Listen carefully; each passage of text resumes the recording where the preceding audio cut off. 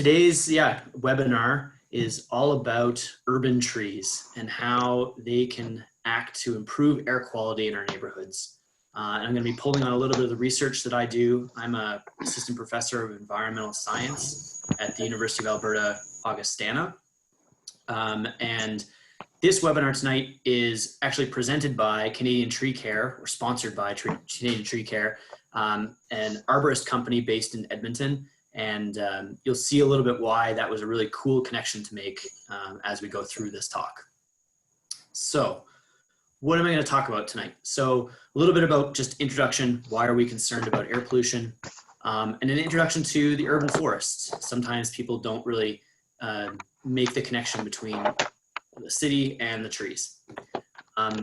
What is the impact of urban forest on air pollution? I'm going to introduce the Camrose Urban Forest Project.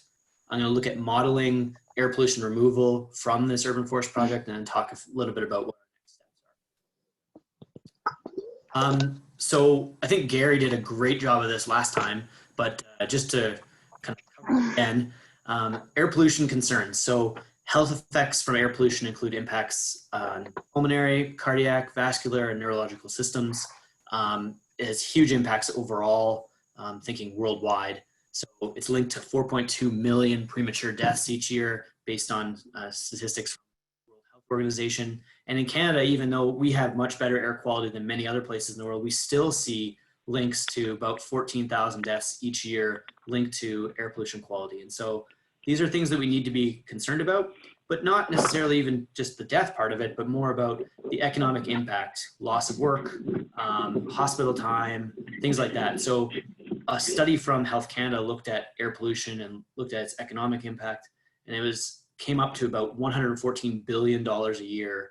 And so it makes sense that we want to have ways to tackle that issue. And I think that there's multiple pathways to this. And for the Tomorrow Foundation and this pilot project looking at air pollution within the Queen Alexandra neighborhood, the link there is kind of between vehicular traffic and possible reductions. I think that was part of the inspiration of this project over the last couple of months, but looking at those links. And I think that is the number one way that we really want to talk about air pollution, is to reduce our emissions. We can also extend the distance between where pollution is and where we would be, kind of thing. And so extend that distance between sources and receptors. But another way to possibly tackle this from another side is to think about green infrastructure. And green infrastructure acts a little bit more as a sink for air pollution and for certain specific types of air pollution. And the biggest actor within green infrastructure is usually urban trees. And so that's where the urban forest comes in. So what is the urban forest? Well, it basically encompasses all the trees that are found in cities, towns, suburbs, and it includes trees both on private and public lands. It includes individual street and yard trees and kind of wood fragments, maybe things that have been forested for 50 years, 100 years, and have been left forested within the urban fabric. It's a really interesting concept of a forest because you're focusing more on individual trees, and often, all the time, basically, it's human mediated. We select which trees we want to keep, or we select which trees we want to plant. There's certain values that go into that in terms of cultural values, or which trees to select and place, and which trees to remove, which kind of aspects of trees we like and we don't like. So it's both a physical space, but also a very social and cultural space. Again, there's also legacy effects in our urban forest. Trees are really long-lived organisms. And so decisions that were made 30, 40, 50 years ago end up defining what we see in the future. So decisions we would make right now about our urban forest, we probably wouldn't see the impact of those decisions until about 2050, but it's important that we start thinking about some of these because of that long-term perspective there. And a fun fact for you is that the term urban forestry, if you've heard that, and I think you hear it a lot in Edmonton because we have quite a strong presence in Edmonton, is that term was coined in 1965 by a professor at the University of Toronto. So it's a Canadian term, it's urban forestry, although the concepts have obviously been worked on before. So what do urban forests provide? Well, beyond the air pollution bit that I'm going to talk about and focus on tonight, urban forests provide a tremendous number of what we call ecosystem services. So things that the trees contribute to our daily lives that we don't really even need to ask them to do. They do that by being there. So the biggest one, and it fits with today, really hot weather, is shade. Canopy cover within a city can actually substantially reduce daytime air temperatures on hot days. So I was outside for a little bit today, and definitely when you had those places with canopy where you had some shade, it was just glorious to be in the shade for a little bit with a little bit of wind. And so when you think about a concept of urban heat islands, and these are parts of cities that are much warmer than surrounding areas because of the built up infrastructure, then you end up having warmer centers of cities, and you can counteract that by having more trees and more canopy coverage. And this is a major push by many levels of government, is as a kind of climate change adaptation tool, is installing more urban forest, planting more trees, and kind of contributing to cooling of our cities. Additionally, they sequester carbon. Just trees in general through photosynthesis, they are capturing carbon and providing oxygen to living beings, kind of thing. And so by sequestering that carbon, especially in a longer term storage in the trunks and the woody parts of trees, then you end up having a nice carbon storage vessel for decades. Purifying the air, wildlife habitat, so providing habitat for birds and mammals in our city and providing that ecosystem basis. They intercept rainfall. And so this is really big from an infrastructure perspective of slowing down rainfall. Again, with cities, we tend to have a lot of paved surfaces where when you have big rain events, you can actually get a lot of flooding because you have to design your infrastructure for these really high throughput events, and it can be overwhelmed very quickly. Trees and green infrastructure tend to slow that rainfall down. They allow it to percolate further into the soil and slow that flow down. And then another big thing is energy savings. So by providing that shade, they don't just shade humans, they shade buildings, and they provide energy savings in that way in the summer, but they can also prevent heat loss in the winter. Depending on well-placed trees, you can cut down on winds that remove heat from your house and reduce energy in that way. And finally, like a ton of, those are kind of the quantifiable environmental benefits, but then we also have just these social and health benefits that have been shown numerous times, where having a nicely treed landscape encourages you to be outside. If you go and conduct recreation in a place that has forest, you feel better for it. You're more likely to return and continue recreation, and so healthy lives, and it contributes to that connection to nature and sense of place. But specifically tonight, I do want to talk about that air pollution aspect. So there is a link directly between urban forests and air pollution, and this kind of goes back a ways in history, but like the idea of trees within the city is based kind of as a European tradition. In the late 17th, early 18th century, trees in Europe were provided more to provide shade and ornament, and to actually, it's detailed as trying to improve the health of people in these old cities.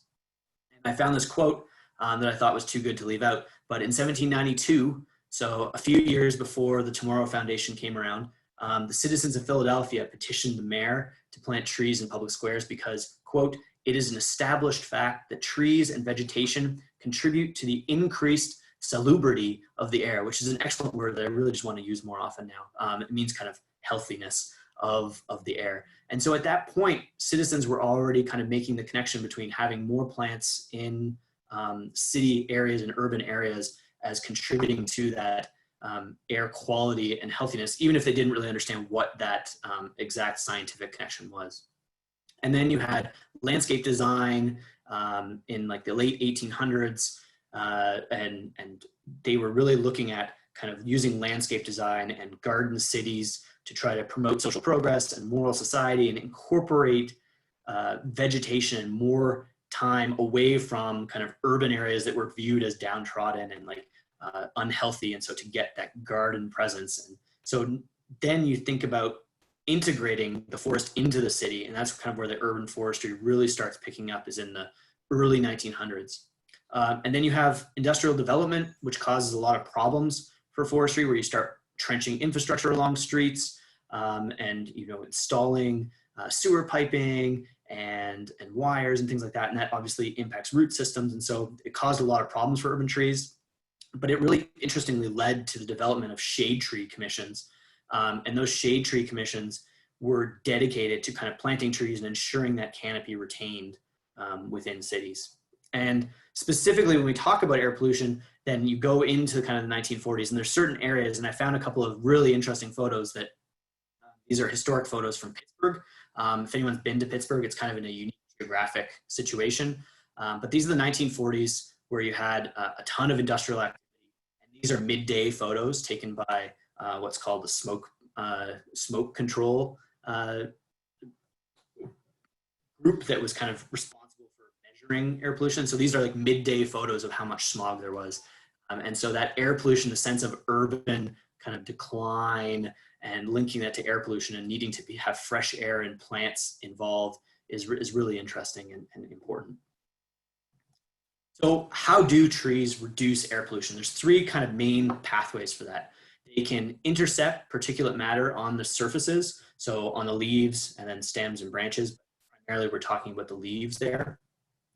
They can absorb pollutants through leaf stomata. So leaves, all leaves, including needles, which are just a form of a broadleaf, have small little holes in them. You can actually see it. I don't know if you can see my mouse or not, but this is kind of a close-up of a stomata. And this is where air is exchanged into the leaf. So for instance, you'd have CO2 going in, oxygen coming out, water vapor going in for the plant to use. But at the same time, some of the air pollution can go into the stomata and then be incorporated into the physical structure of the plant.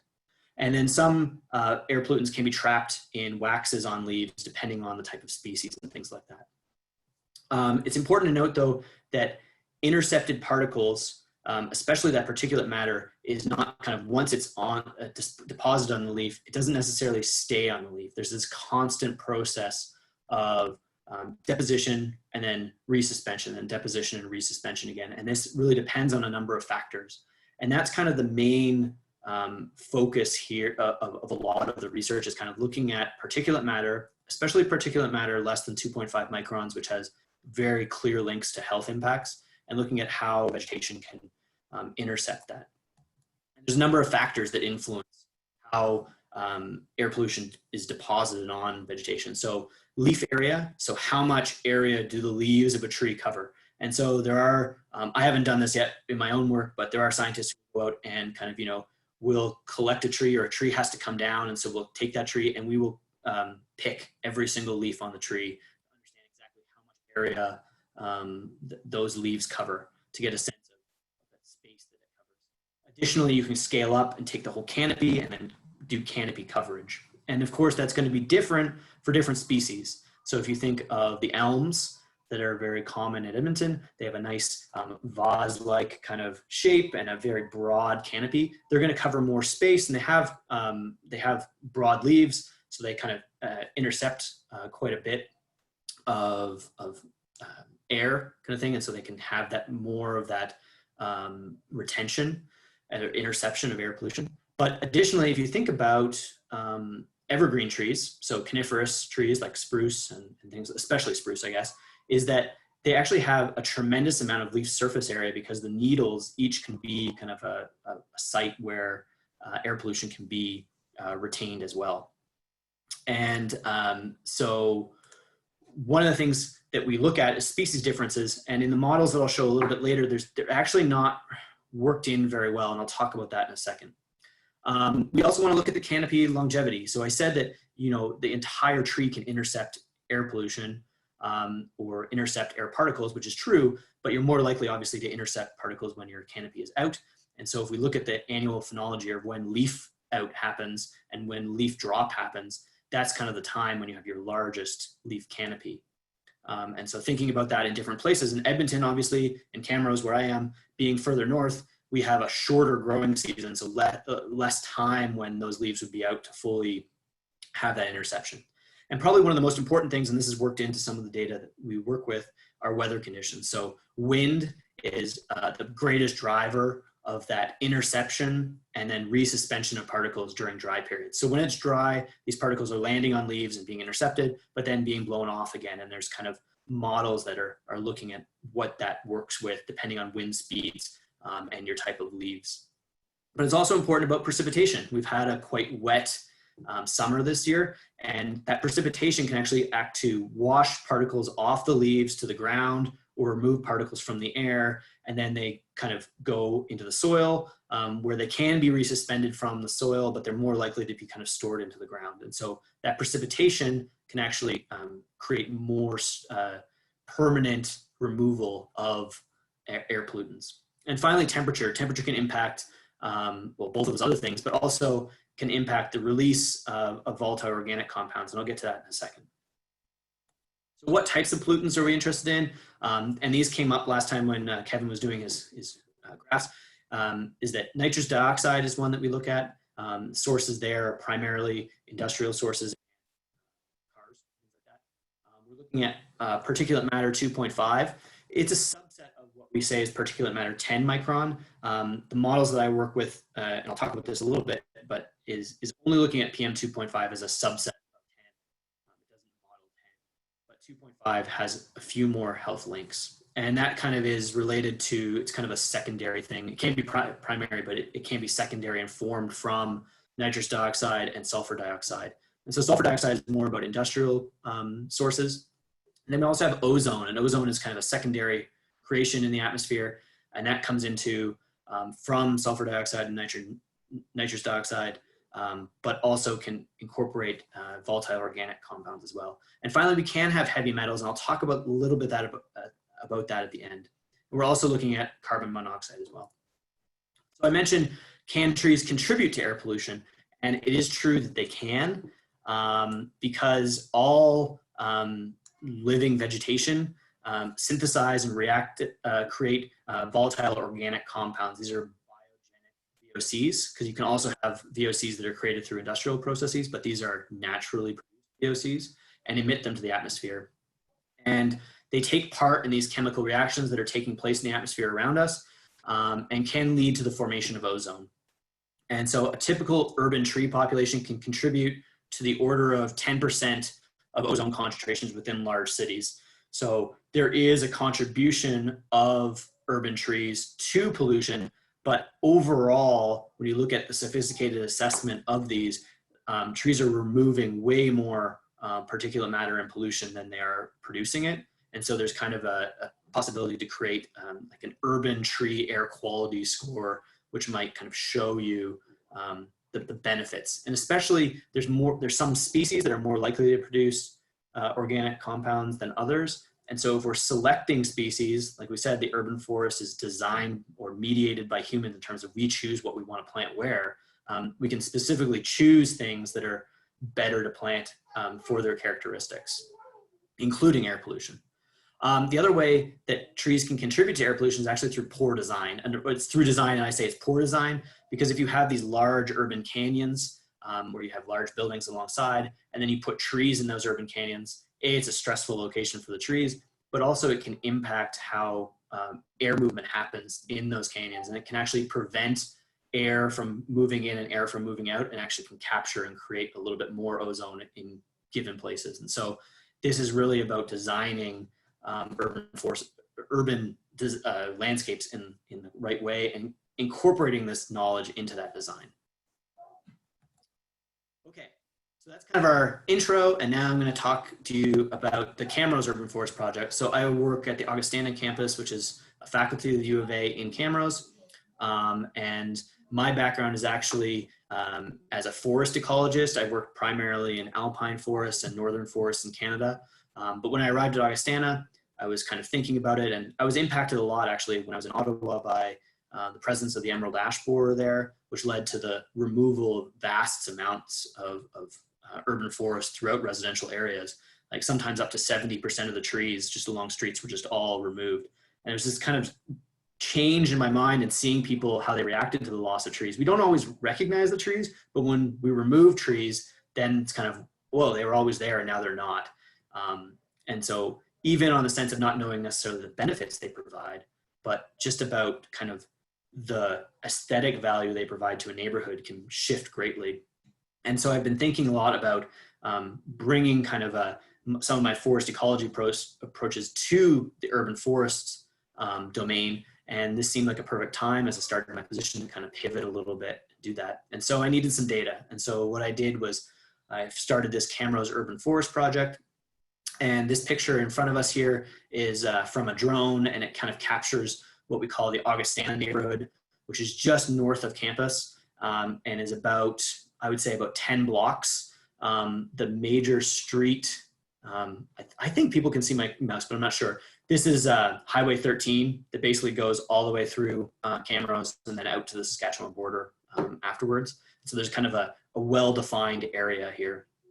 And so what we did in the summer of 2019 was that I hired 3 research students, and we made some measurements. And we made some measurements of 3,000 trees within the neighborhood. So for each tree, we were measuring things like for identifying species, first of all, but then measuring height, canopy width, measuring how much light exposure they have, looking at stem size, and a number of different characteristics that help us contribute to modeling the benefits that they can provide. So over the summer of 2019, right up to the end, we were kind of collecting this data. So we GPS pointed all of this.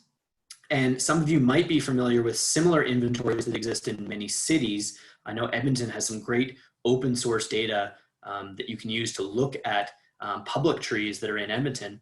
The interesting perspective that I took on this project is that we did all private and public trees. So we went around to individuals' houses and asked for permission to access their yards and measure all the trees that were on their yards as well. So overall, if we only had measured, I'll show you in a second kind of the makeup a little bit of a public versus private. And we had pretty good success actually. There was only like 5 places that said absolutely you can't measure our trees. But most other places we were able to access and get in and kind of measure trees. And kind of in exchange for that, I worked with the Neighborhood Association on this project to kind of get the word out and share information back. And I produced reports, individual reports for residential property owners so that they can know what's growing on their property, how big it is, and the benefits that those trees provide. Just thinking about if they were making management decisions on their property, that could help. And so just a little bit about the general makeup of our urban forest in Camrose, or at least in this one neighborhood in Camrose. This is, again, only about a 10-block area. The history of the area is that it's quite old. It's one of the older parts, so it has quite a good canopy coverage versus obviously some newer neighborhoods.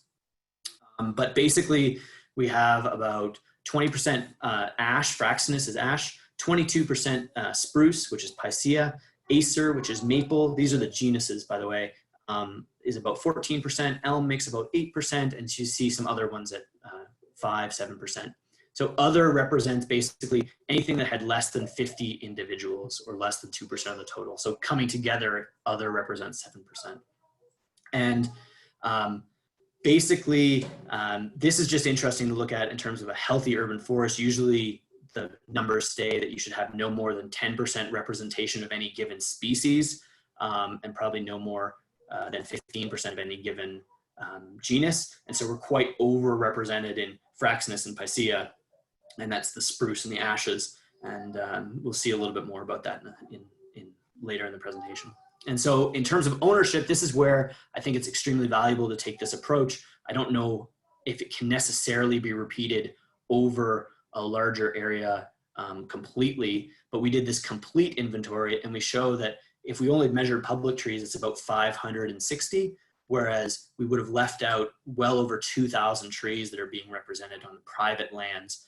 And when you think about the contributions these trees make, that private land ownership decisions can make a huge impact in terms of what trees are planted and things like that. And so that is a huge component of this urban forest that sometimes gets excluded when we think about the public trees, but not the private trees.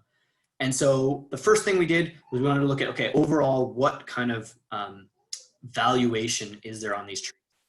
And so this neighborhood, this total structural value of this neighborhood tree, so this is about the replacement value. So if all these trees were to be removed and we had to replace them to the same size and species and things like that, it comes out to about $3.9 million over the entire neighborhood. And the average for a property is about $15,000. And that obviously ranges because some properties were quite treed and some had very few trees on them. Again, it would be interesting to investigate why those decisions were made. In terms of functional benefits, these are annual benefits, and it's about $64,000 for the neighborhood trees that are contributing every year. The interesting thing about this number is that it's going to grow every year because as trees grow, they increase their canopy size. And so the annual functional benefits, this includes those environmental services or ecosystem services I was talking about. So rainwater interception is incorporated, energy savings, carbon sequestration, air pollution removal. Those are the four big ones that are in here. And so this is basically a very conservative measure because it doesn't incorporate aesthetics. It doesn't incorporate public health in terms of getting people willing to go out on the street and walk around. And it doesn't incorporate property values and things like that, the increased property values for having trees. So it's quite a big number based on the amount of money that's put into the neighborhood trees, which is quite low, especially at this point, probably in the realm of $5,000 a year, maybe based on like some pruning, maybe a couple plantings, maybe $10,000 if you're doing a few more plantings. But at this point, it's a huge benefit, net benefit in terms of value. And the important thing about the value is that when we talk to municipalities, sometimes they're thinking with dollar signs. So yes, we can say trees are just important inherently. They are, and I would argue that, but to have a dollar sign on it really kind of gives people, especially at the municipal level, thinking about, well, this is a valuable asset that needs to be protected, maintained, and increased over time. So then we use a software called iTree to develop these numbers. And iTree was developed through the US Department of Agriculture and their urban forestry group in conjunction with some arborist companies and stuff like that. It's freely available online. And you can kind of choose different platforms for iTree. Some are very simple to use, like MyTree, which can be used by anybody in this webinar. You can type it in and it kind of has drop-down menus and you just gotta give it the size and what species of tree it is, and it'll spit out a nice little kind of report for you that looks like the side of a cereal box and says, this is the services your tree is providing. Whereas I'm using something called iTree Eco, which is a full modeling software, which gets into a few more details and requires more information collection. I should acknowledge, though, some of the limitations that we have in terms of the air pollution removal and modeling it, is that right now, outside of the US, it's not supported as well as within the US. And so right now, only 2010 data was available. So although we measured these trees in 2019, I had to model using air pollution data from 2010. And additionally, the stations are regional. There are no regional stations around Camrose yet. So we're using stations from Edmonton, Strathcona area. And the values that they used, it was really interesting. I'm not sure why these decisions were made. iTree can be a little bit of a black box, although I'm talking to the developers more, is that the values came from different stations. So some came from Elk Island, some came from downtown Edmonton. And so one of my goals here is to improve this so that we can get more, I think these are probably decent estimates, but more reliable and accurate estimates. And so, like, for example, is 2010 a representative year within this region? Was it a dry year? Was it a wet year? As we heard about, that can influence how much air pollution there would be in the modeled values. And so when we're modeling air pollution removal, we can kind of look at annual amounts removed, and like we can drill down into species movement and stuff. But overall, we can see that in kilograms per year that we're seeing kind of 295 kilograms of ozone being removed by these trees and 10.8 kilograms of particulate matter over the course of a year by all the trees in the neighborhood. And then we can kind of come up with a worth on those. So the PM 2.5, for example, when you come up with a value, is about $700 per year that these trees are providing as an ecosystem service. We can also look at it spatially, though, and this is kind of the graphs and the nice fun stuff. And so this kind of gives an idea of that spatial representation and taking all of those trees and kind of grouping them together into spatial hexagons here and plotting them over top of our streets, and kind of looking at where, there's more. So this one's showing particulate matter 2.5 micron in the grams per year. And it's on a per tree basis, but obviously amalgamated into these hexagons. And so purple is showing larger amounts that are removed, versus yellows are less amounts removed. And if you kind of look closely, maybe I don't know how long I've been looking at these, so maybe I see it very clearly and other people don't.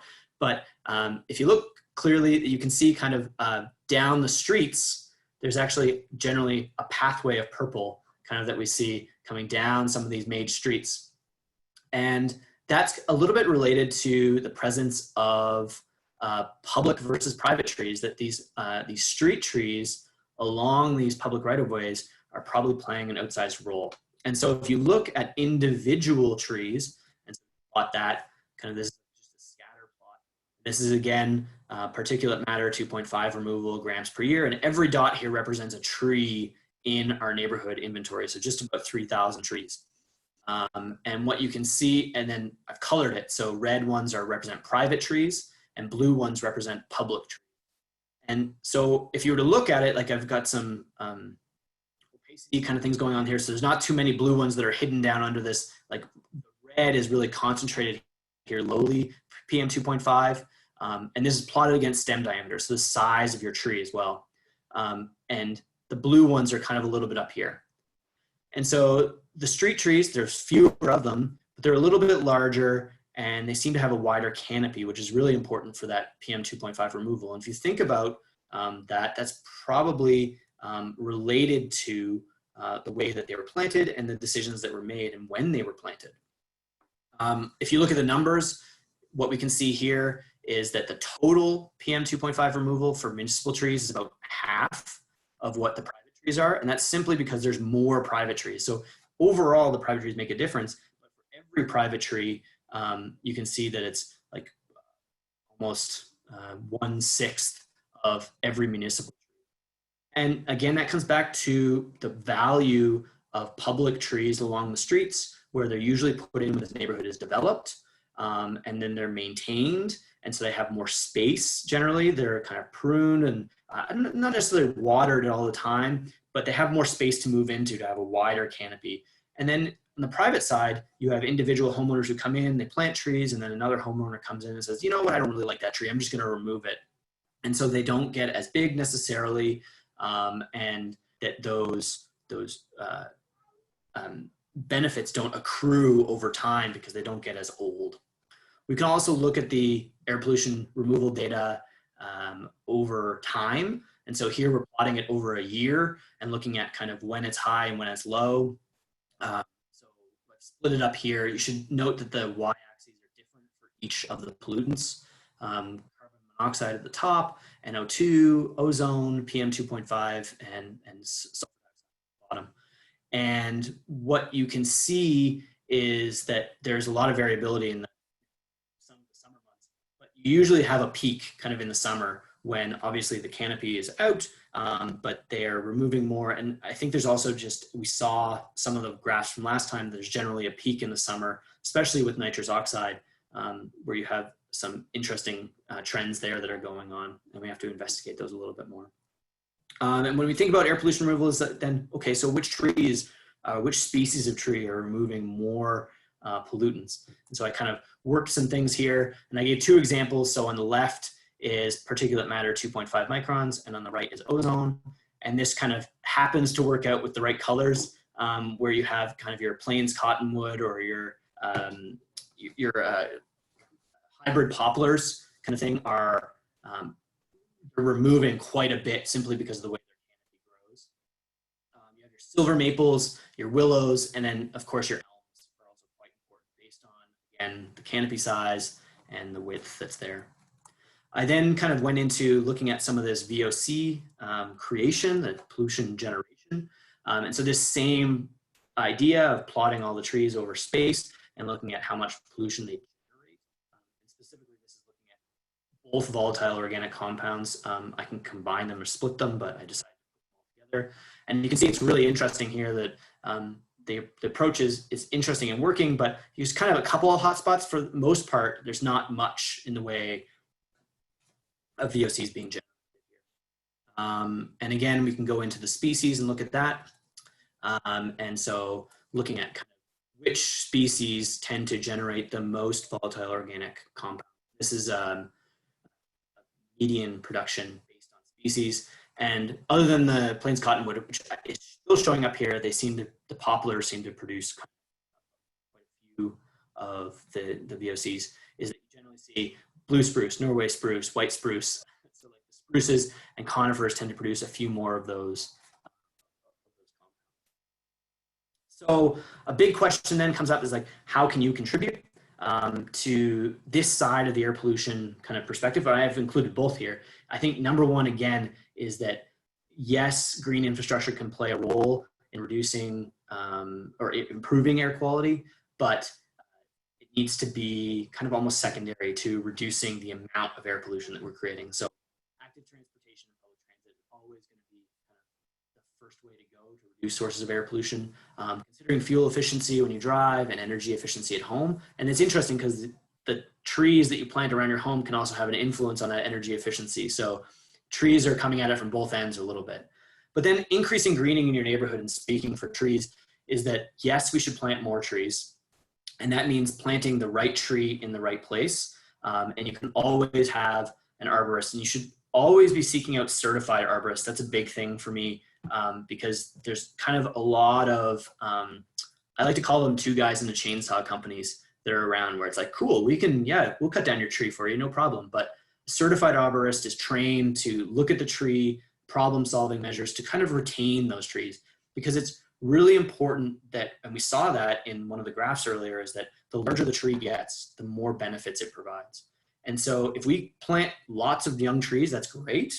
But if they don't survive to maturity, then basically we're not going to accrue any of those benefits.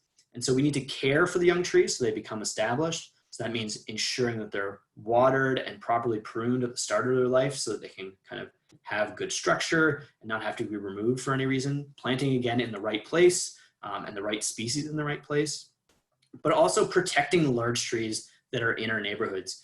And I know that there's probably some problems, especially in kind of bigger cities like Edmonton. I know there's some problems in Ottawa with infill, where you have increasing density and kind of you knock down older homes and you clear the lot and you take out a lot of mature trees. And those mature trees are providing a huge amount of the benefits that we see from some of the stuff I'm talking about here. So protecting large trees and kind of thinking about on your own property, do you really need to remove that tree, or can you work around it? And so then what's next for this research? Basically, we want to kind of investigate a little bit more of the local neighborhood air pollution trends. And that's kind of where I've been talking to Gary from Capital Airshed to think about kind of incorporating some of the purple air sensors, and how this citizen science from Tomorrow Foundation came into my mind was the ability to maybe launch something similar in Camrose, or to work with your neighborhood at Queen Alexandra and kind of do some tree work there as well. I'd like to improve the air pollution data that's in iTree, and I think I'm going to be working on that over the next couple of months. And then in Camrose, I'm going to expand this urban forest inventory. This is basically one neighborhood. It's an older neighborhood. It has a lot of urban canopy coverage. What I'd like to do is kind of, and it was started in like the 1910s, 1920s. What I'd like to do is compare it to a neighborhood or a similar sized area that was developed in the 1960s, 1970s, and then something also that's planned now. And that would give us a sense of like, where are these urban forests going to be, along this trend in the future? Are we planting enough trees? Do we have a species diversity that's important, or what kind of contributions are they making? Additionally, I said I was a forest ecologist, and my secret is that I'm a tree ring scientist, a dendrochronologist. So I use tree rings to reconstruct past climates, and I'm really interested in applying dendrochronology in urban areas. Trees are these awesome archives of environmental information, where maybe not in urban areas, but obviously outside of urban areas where we don't have records, we can kind of use the trees to go backwards and look at climate signals or ecological signals. But even within the city, they can provide an indication of various history of how that tree grew on that spot, You know, is that land use a good place to plant spruce or elm? Like, how can we, is there different planting strategies that we can use or that were used, because we're going backwards in time, to look at how trees grow? And in using that record of growth to look at that. And make those comparisons again to environmental data.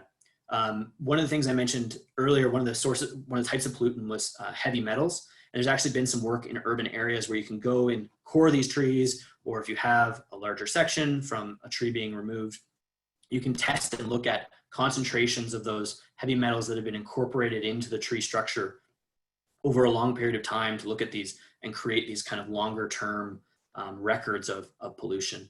It's a little bit harder with some of the other pollutants, but there's research that goes on to that, and it'd be really interesting to use some of these tools for that.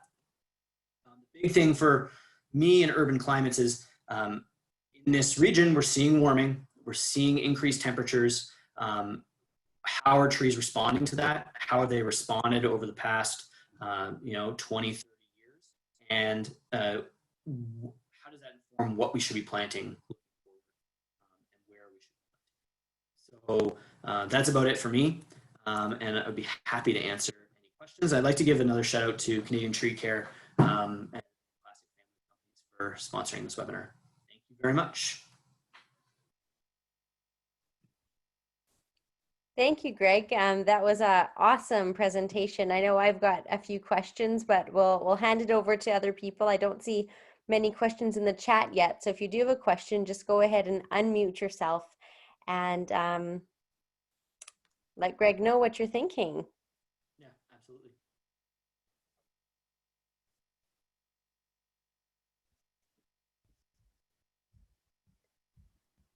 We have a pretty quiet group tonight. Okay. Hey Greg, well, I've got a question. When you take core samples of trees, does it harm the tree at all? No, so that's a good question, because a lot of people ask that, that you don't have to damage a tree to take that sample. So the last slide that I had there kind of showed a tree core, and that's like a drinking straw size sample that you kind of take with a hand coring tool. And basically the tree, it's the same as if a tree lost a branch or something like that. It seals that up and doesn't really have any negative impacts on tree health. You might not want to use that wood for making a bench in the future, but mostly that's not a consideration. So, yeah, no impacts on the health at all.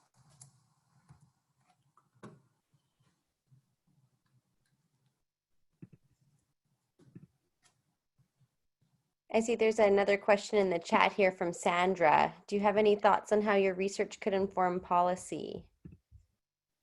Yeah, I mean, I think that a lot of this data on air pollution data, and like if we scaled this up a little bit, I think in a neighborhood sense, it can inform neighborhood management plans for sometimes kind of neighborhoods have plans about what would be developed where, and retaining some of these major mature trees would be really important for all the services they provide. So in that sense, getting this information in front of people like city councilors and things like that, and neighborhood associations is really good.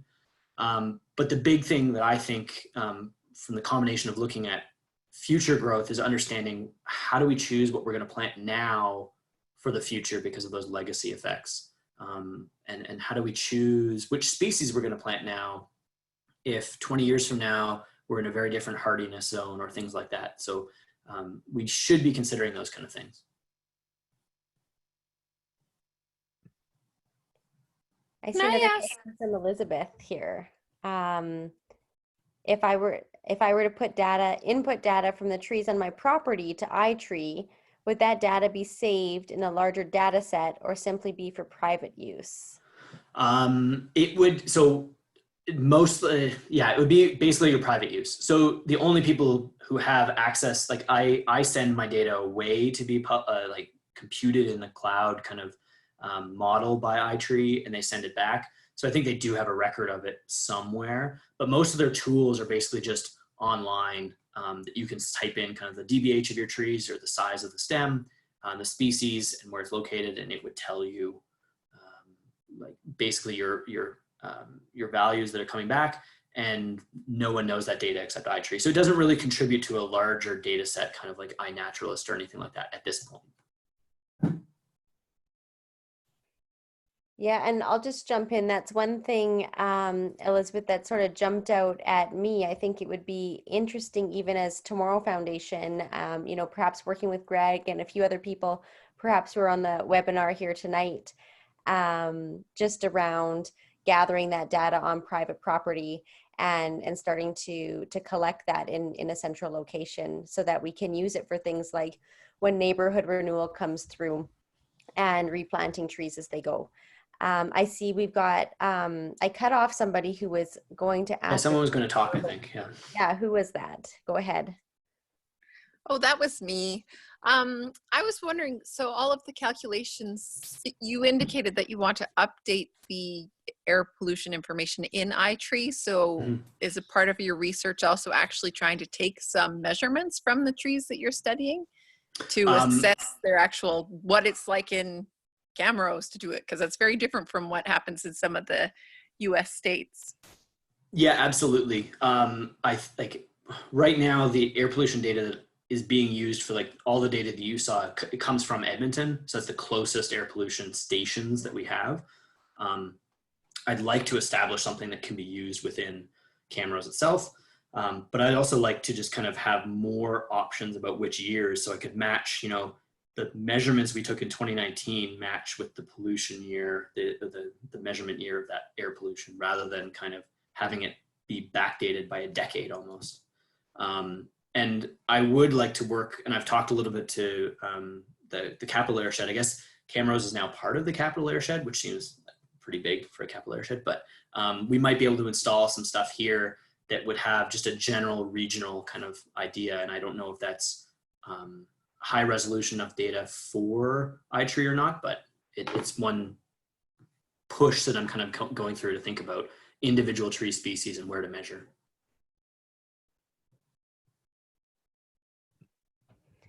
I see in the chat there's a comment from Diane. Diane, do you want to speak to that at all? Oh, I must have missed that, sorry. Sorry, Julie, am I unmuted now?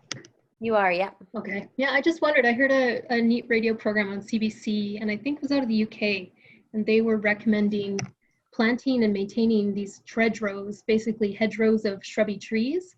So I just wondered what your thoughts are on that versus maintaining like really large, clean, bold boulevard trees in terms of reducing urban air quality. I think that really depends on the type of roadway you're building along. So if you have high traffic roadways, those tread rows make a lot of sense because they help kind of create almost a physical buffer that air has to travel through. And so when you have particulates kind of coming out of cars and things like that, and nitrous oxides, they have to travel through those, what did you say, tread rows? That's what I'm reading.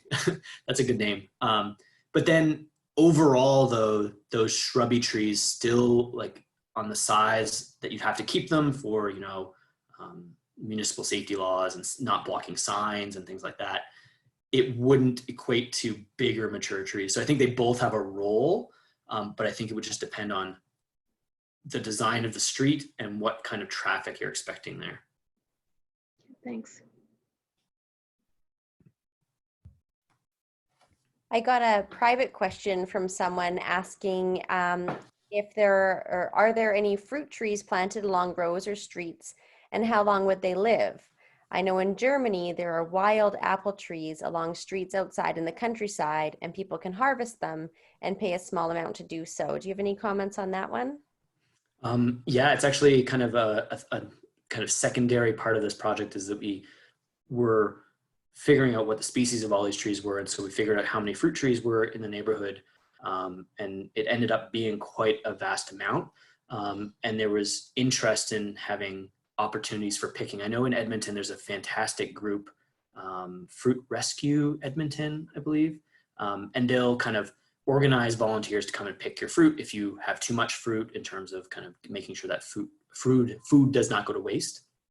In Camrose, we didn't have the capacity to do that, but some research assistants and I developed a website that allows people to log if they have a fruit tree, and then it makes a connection with somebody who's looking for. So if you were offering apples and I was interested in apples, it would connect us via email and we could kind of arrange details so I could come by and pick in some way. And so I definitely think that fruit trees are a major part of the urban forest and should be thought of as part of that. Not only are they providing these environmental benefits, but they have the food thing as well. There you go. Operation Fruit Rescue in the chat.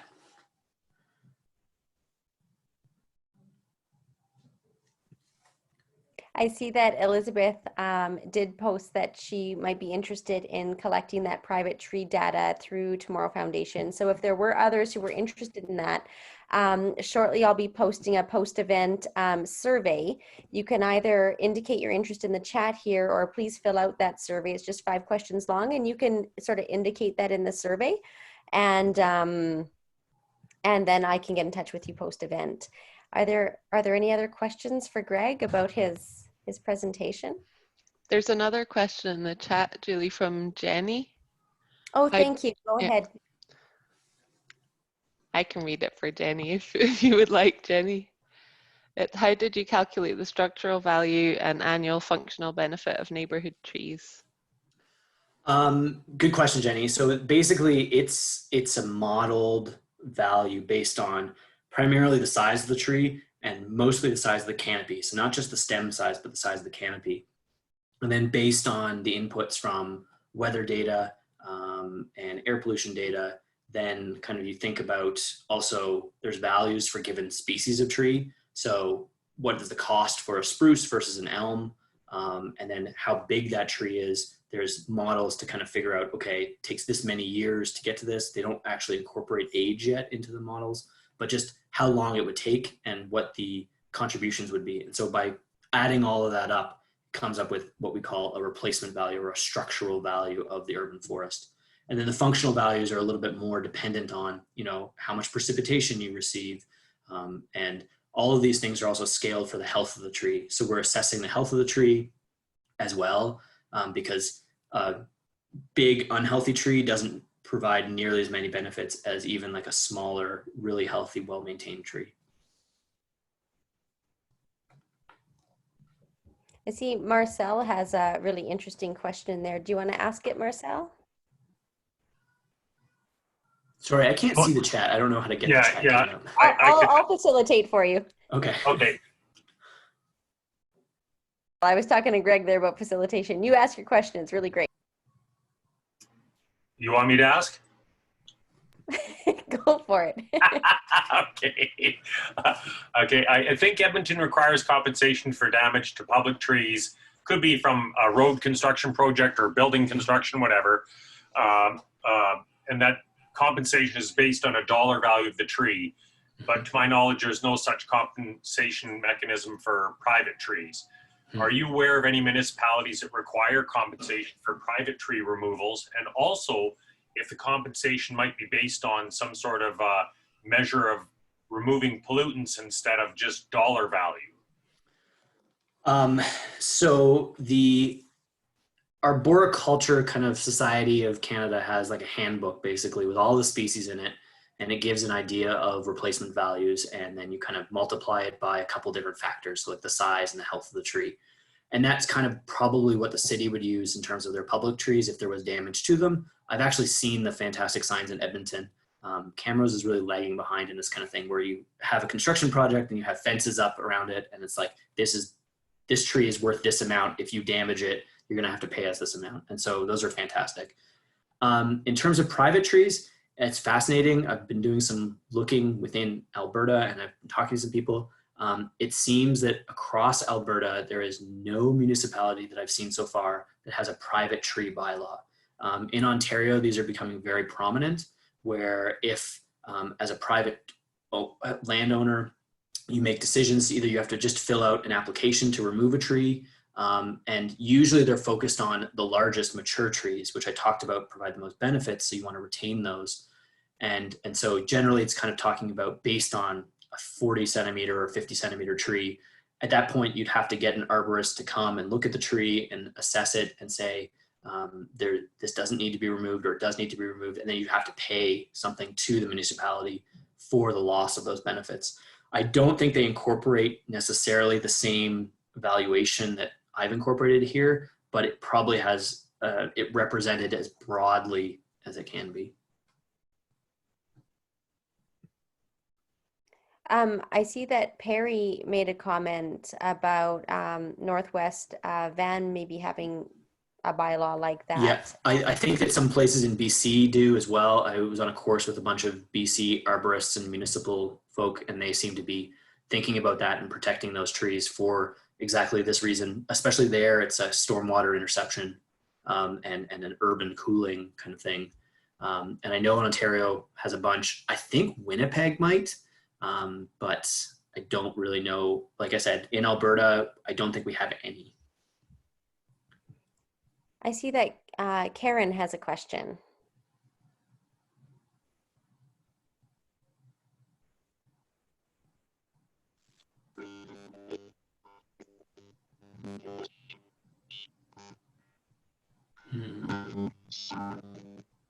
Karen, you're cutting out. Did you want to just type your question?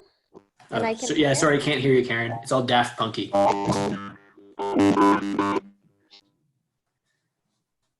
And while Karen's typing her question, I see that Diane asked a question about whether, Greg, if you noticed many lichens in your Camrose trees. We were looking, it's interesting. I didn't record them, but we kind of made note of them. And in future work, I actually would incorporate that. We did notice some of them, just the standard kind of geographicum and things like that. And I believe the lichens, I think we're going to have a talk through the Tomorrow Foundation about this, about looking at the equating presence of lichens with air quality, because I think lichens require a very high air quality. I'm getting out of my depth here, but we noticed some trees did, but we didn't necessarily notice like a plethora of them, I would say. Hi, Greg. It's Diane. I'm the lichenologist at the Royal Alberta Museum, so that's why I was asking. I just couldn't help myself. Thanks. I was wondering who the Royal Alberta Museum was when they showed up. That's me for right now. Yeah. Julie was like, "Can we change your names?" I was like, "Oh, okay." I wish I could, but this one belongs to work. Yeah.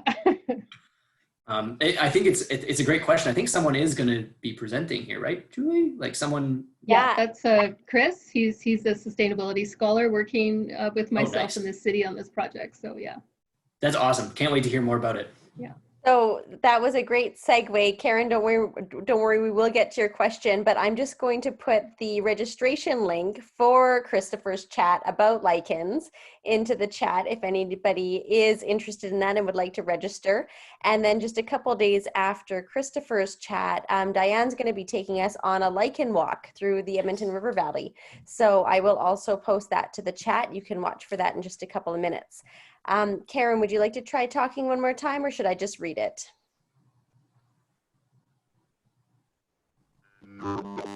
Okay, I'll read it. Sorry, Karen. Karen's question is, how does the model take into account the negative impacts of trees? For example, damage done by roots to sewer pipes and other infrastructure. It doesn't, is what I would say. So like there is points where you can say it has conflicts with, sidewalk or utility wires and things like that. But in terms of evaluation, it doesn't incorporate that because it is so individual to the tree rather than an overall kind of force in the neighborhood. It would be interesting to try to incorporate that in terms of a sense of trying to get a cost. I think maybe it could be reflected in a cost that the municipality has to play, but then you'd have to ask private homeowners how much they paid for like roto-rooting their individual houses. And so it'd be interesting to look at that offset. I know some species are worse than others.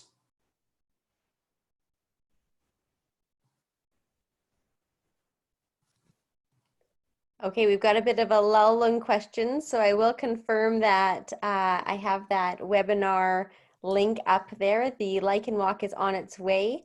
The webinar survey is posted.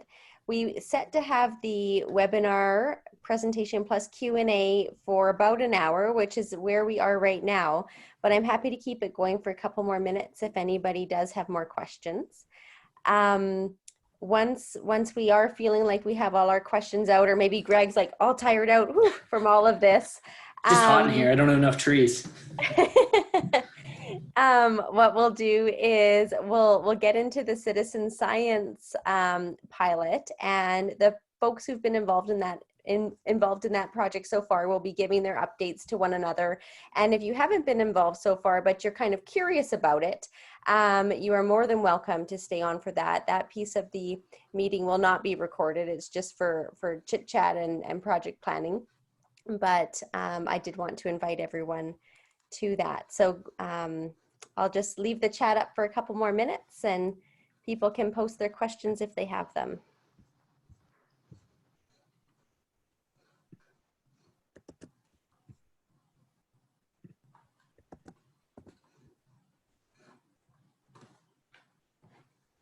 Okay, seeing no more questions, I would like to thank you, Greg. There actually is one more question. Oh, is there? One. Yeah. Go ahead, Russ, you read it. I missed it. As another question from Karen. You talked about the particular pollutants ending up in the soil where they may accumulate. Have you thought of ways to mitigate the effect of accumulation of, for example, heavy metals in the soil, or is that beyond the scope of your work? Right now, probably beyond the scope, but like I said, I'd love to use tree rings as a record of, you know, how much is incorporated as a proxy for how much there might be in the area. Definitely, I think the heavy metal question is a really important one, especially in terms of like mercury and lead and things like that. But I'm not quite sure how to best incorporate that into these models and things like that yet.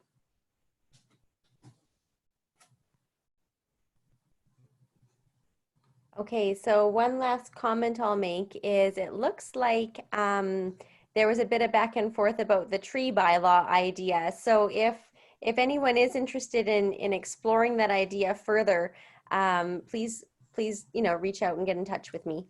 And now I'll go to, again, thanking Greg. Thank you for Thanks very much. presentation. And I did post the link to the tree care company in the chat if anybody did want to go look them up.